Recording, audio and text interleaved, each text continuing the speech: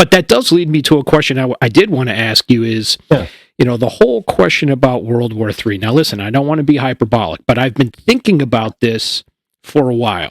Do you foresee, and let's not use the term World War III, but let's use the term escalation, wider conflict. Is it possible, given some of these new decisions that Putin has made, including the North Koreans, who I know at a tactical level are not going to make much of a difference, that's very few of them comparatively, but that does change the strategic landscape. If South Korea then gets involved and all these other things, and at AUSA, which you and I both attended, I heard some real strong, I don't want to call it rhetoric, but explanations from NATO that this is potentially something that could happen in 5 to 10 years. What do you think about that? Like an actual ground war in Europe? Yeah, like an escalation to what we see now, more players involved, and then potentially even NATO. If we don't, I think if we don't support Ukraine, we'll see that.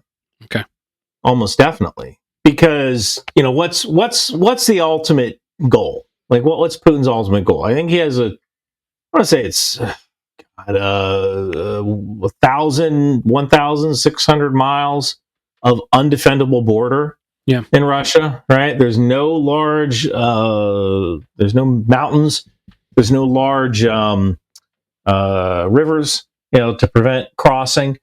It's just tundra all the way to Moscow. And if Russia can take Ukraine, then they got the Carpathia Mountains, I think it's called. Carpathia Mountains on the left. So if Russia can take Ukraine, then they have natural barrier, the Carpathia Mountains on the left, or on the west.